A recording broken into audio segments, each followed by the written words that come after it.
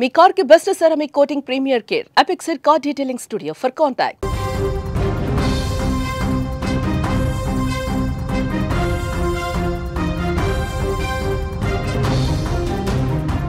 Breaking news. అణచివేసిన అడుగడుగున ఉగ్ర కుట్రలకు పాల్పడుతున్న పాకిస్తాన్ దుశ్చర్య మరొకసారి బయటపడింది.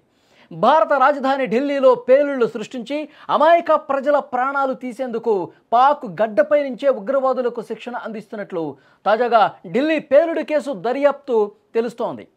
ఉగ్రవాదం విషయంలో కపట నటనతో ప్రపంచాన్ని మోసం చేస్తున్న పాకిస్తాన్ తన మనుషుల్ని రంగంలోకి దించి మారణాయుధాల తయారీ వీడియోలతో శిక్షణ ఇచ్చి రహస్య కోడ్ల ద్వారా కుట్రలు పన్నుతున్న తీరు ఇప్పుడు భారత భద్రతకు పెను సవాలుగా పరిణమించినటువంటి పరిస్థితి. ఢిల్లీలో జరిగిన పేలుడు కేసు దర్యాప్తులో కొన్ని కీలకమైనటువంటి విషయాలు, షాకింగ్ నిజాలు బయటకు వస్తా ఉన్నాయి.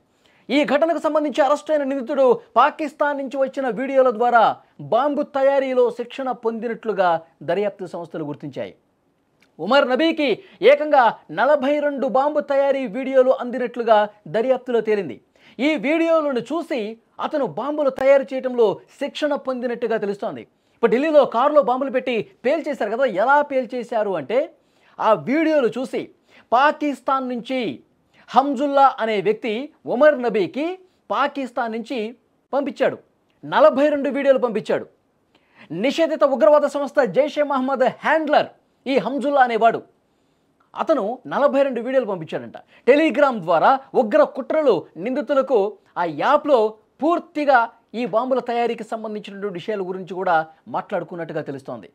అంటే ఈ 42 వీడియోలు చూసి ఈ 42 వీడియోలతో బాంబులు ఏ విధంగా తయారు చేయాలి, విడివిడి భాగాలను ఏ విధంగా పేర్చాలి, పేర్చిన తర్వాత ఒక బాంబుగా ఏ విధంగా తయారవుతుంది, దాన్ని ఎలా పేల్చాలి, ఎలా నష్టాన్ని కలిగించాలి, ఇవన్నీ కూడా ఆ 42 వీడియోల్లో పొందుపరిచి ఉన్నాయి. హంజుల్లా అనేవాడు ఈ 42 వీడియోలు మీరు స్క్రీన్ మీద చూస్తున్నారు కదా, ఆ రోజు ఢిల్లీ పేలుడుకు సంబంధించి కారులో పేల్చేసుకున్నటువంటి ఉమర్ నబీకి ఆ 42 వీడియోలు పంపించాడు. దానికి సంబంధించిన సమాచారం ఇప్పుడు బయటకు వచ్చింది. ఇంకా వాళ్ళు ఏ విషయాలు మాట్లాడుతున్నారంటే టెలిగ్రామ్ యాప్ ద్వారా ఎవ్వరికీ అనుమానం రాకుండా పేలుళ్లకు సంబంధించి కొన్ని రహస్యమైనటువంటి కోడ్ భాషను కూడా వాడారు. పేలుడు పదార్థాలు అని మాట్లాడాలంటే బిర్యానీ పేరుని ప్రస్తావిస్తారు. వాళ్ళు చాటింగ్లో బిర్యానీ ఎంతవరకు వచ్చింది, బిర్యానీ తయారీ ఎట్లాగో నీకు తెలిసిందా, ఇవన్నీ కూడా అట్లా మాట్లాడారు. ఆహార పదార్థాల పేర్లను వాళ్ళు పేలుడు పదార్థాలకు మాట్లాడుకున్నటువంటి పరిస్థితి ఉంది. ఈ పేలుడు పదార్థాలకు ఆహార పదార్థాలాగా అలాగే వాళ్ళు ఎక్కడ పేల్చాలి అన్న విషయానికి సంబంధించి దావత్ అనే పదాన్ని వాడారు. ఎలా అమలు చేయాలి, బాంబు పేలుళ్లను ఎలా అమలు చేయాలి అనటానికి దావత్ అనే పదాన్ని, దావత్ అనే ఒక కోడ్ నేమ్ని వాళ్ళు వాడినటువంటి పరిస్థితి. అంటే ఇతరులు ఎవరు చూసినా వాళ్ళకి అర్థం కాకుండా ఉండటం కోసం, వీళ్ళు ఉగ్రవాదులు ఉగ్ర కుట్రలు చేస్తున్నారు అన్న అనుమానం రాకుండా ఉండటం కోసం వీళ్ళు విధంగా ఇలాంటి పేర్లతో పిలుచుకునేవాళ్ళు. ఇప్పుడు ఈ దావత్తు ఎలా చేసుకుందాం అని చెప్పి వాళ్ళు మాట్లాడతారు ఆ టెలిగ్రామ్ యాప్లో. ఏముంది, నేను కారు కొన్నాను కదా, ఆ కారులో నేను ఢిల్లీకి వచ్చేస్తాను, వచ్చిన తర్వాత మనం దావత్ చేసుకుందాం, ఇలా మాట్లాడతారు. కారులో ఢిల్లీకి రావటం అంటే కారులో పేలుడు పదార్థాలు పెట్టి దావత్ చేయటం అంటే పేల్చేయటం. ఇంత దారుణంగా వీళ్ళు పదాలు మార్చి ఇలాంటి కోడ్స్ వాడి పేలుళ్ళు చేశారు అన్నది కూడా చాలా క్లియర్గా అర్థమవుతుంది. ఈ హంజుల్లా అనేవాడు ఇది జైషే మహమ్మద్ ఉగ్ర సంస్థకు సంబంధించినటువంటి ఒక కీలక హ్యాండ్లర్. ఇతని ద్వారా 42 వీడియోలు, పేలుడు పదార్థాల వీడియోలు ఉమర్ నబీకి వచ్చాయి. ఉమర్ నబీ ఆ రోజు ఆ కారు పార్క్ చేసిన తర్వాత 3 గంటల పాటు బయటకు లోపలే ఉన్నాడు. ఈ 3 గంటలు ఏమి చేశాడు అంటే ఈ పేలుడు పదార్థాలు ఉన్నాయి కదా కారులో, వాటిని విడివిడిగా తీసుకొచ్చాడు ఆ కారులో. ఆ తర్వాత వాటన్నిటిని ఒక దగ్గరికి పేర్చి ఒక బాంబులాగా ఈ 3 గంటల పాటు శ్రమించాడు. బాంబులాగా తయారు చేసి ఆ తర్వాత పేల్చేశాడు. పేల్చిన తర్వాత 12 మంది అమాయక ప్రజలు ప్రాణాలు గాల్లో కలిసిపోయాయి. అమాయక ప్రజలు ఆన్ ది స్పాట్ చనిపోయినటువంటి పరిస్థితి. ఇంకా పదుల సంఖ్యలో అక్కడ ఆ ప్రాంతంలో ఉన్నవాళ్ళు తీవ్ర గాయాల పాలై ఆసుపత్రుల్లో చికిత్స పొందుతున్న పరిస్థితి. ఎన్ని కుటుంబాల్లో తీవ్రమైన శోకాన్ని మిగిల్చారు వీళ్ళు, ఈ ఉగ్రవాదులు. వాళ్ళ ఉగ్రవాదానికి ప్రేరేపితమై ప్రభావితమై ఈ విధంగా చేస్తూ ఉన్నారు. ఈ హంజుల్లా పేరుతో పోస్టర్లు కూడా వచ్చినాయి. అక్టోబర్ నెలలో జమ్మూ కాశ్మీర్లో కొన్ని పోస్టర్లు వచ్చినాయండి. హంజుల్లా భాయ్ అని పేరుతో, కమాండర్ హంజుల్లా భాయ్ పేరుతో పోస్టర్స్ వచ్చాయి. పోలీసులకి బలగాలకి వ్యతిరేకంగా పోస్టర్లు అంటించారు. ఈ పోస్టర్లు ఎవరు అంటించారు, ఈ హంజుల్లా భాయ్ ఎవడు, దీని గురించి ఆరా తీస్తే అప్పుడు ఒక్కొక్కటిగా కుట్ర మొత్తం బయటకు వచ్చింది. ఫరీదాబాద్లో 2900 కిలోల పేలుడు పదార్థాలు అప్పుడే స్వాధీనం చేసుకుని నవగం పోలీస్ స్టేషన్లో వాటిని భద్రపరిచారు. మొత్తం దీని గురించి కూపీ లాగితే వైట్ కాలర్ టెర్రర్ ఎకోసిస్టమ్ అంటే మొత్తం ప్రొఫెషనల్స్, డాక్టర్స్ అందరినీ కూడా వీళ్ళు ఈ హంజుల్లా హ్యాండ్లర్ ఒక గ్రూప్గా, ఒక మాడ్యూల్గా ఏర్పాటు చేసుకున్నారు.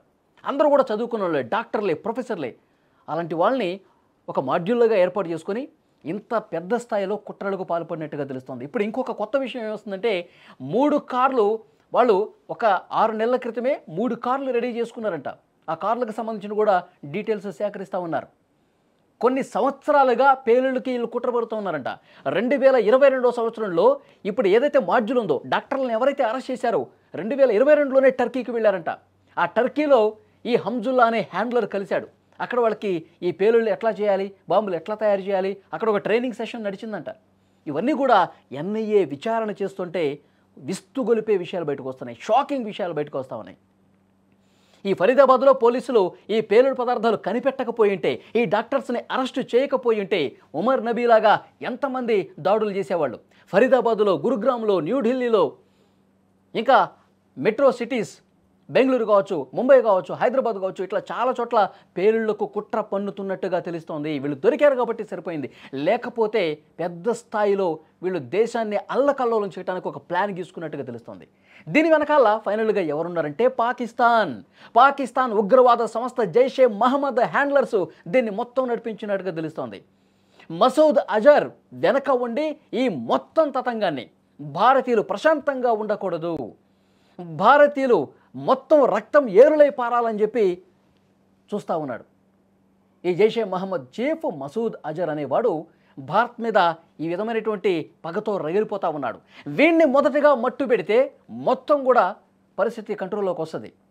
ఈ ఉగ్రవాద జాడల నుంచి పూర్తిగా భారత్ బయటికి రావాలంటే, ఈ ఉగ్రవాద కోరల్ని పూర్తిగా పీకి పారేయాలంటే ఈ మసూద్ అజర్ లాంటి ఉగ్రవాదాన్ని అంతం చేయాల్సిందే. మొన్న ఆపరేషన్ సింధూర్ సమయంలో తప్పించుకున్నాడు. వాళ్ళ ఫ్యామిలీలో 10 మందిని లేపేసాం, ఉగ్రవాద స్థావరాలు మొత్తం కూల్చిపడేసినాయి మన బలగాలు. కానీ ఇలాంటి దుర్మార్గులు ఇంకా కుట్రలు చేస్తూ ఉన్నారు. ఆపరేషన్ సింధూర్ తాలూకు ఆ దెబ్బకి దెబ్బ కొట్టడానికి ఇలాంటి మన దేశంలో ఉన్న కొంతమందిని సానుభూతి పరులలాగా మార్చేసుకొని ఉగ్రవాదం వైపు నడిపించి ఇంకా ఈ విధంగా కుట్రలు చేస్తూనే ఉన్నారు. అసలు మాస్టర్ మైండ్ వీళ్ళని లేపేస్తే మనం ప్రశాంతంగా ఉండొచ్చు. ప్రస్తుతం కేంద్రం కూడా చాలా సీరియస్గా దీన్ని తీసుకుంది. మరొక ఆపరేషన్ సింధూర్ రాబోతుంది. ఆపరేషన్ సింధూర్ 2.0 ఇక మామూలుగా ఉండదు. మసూద్ అజర్ అనే వాడిని మళ్ళీ భారత్ గురించి ఆలోచించాలంటే భయపెట్టే విధంగా అలాంటి చర్యలు తీసుకోవాల్సినటువంటి అవసరం ఉందని తెలుస్తుంది. ఎన్ఐఏ విచారణలో ఈ విషయాలన్నీ కూడా బయటకు వస్తుంటే 2022 నుంచి కుట్రలు జరుగుతున్నటువంటి విషయం మొత్తం కూడా బయటకు వస్తుంటే, ఈ వైట్ కాలర్ టెర్రర్ మాడ్యూల్కి సంబంధించిన ఇన్ఫర్మేషన్ బయటకు వస్తుంటే భయం కలుగుతోంది. ప్రభుత్వం చాలా సీరియస్గా దీని మీద ఉంది. ఇంకా వాస్తవాలు అతి త్వరలోనే బయటకు వస్తాయి.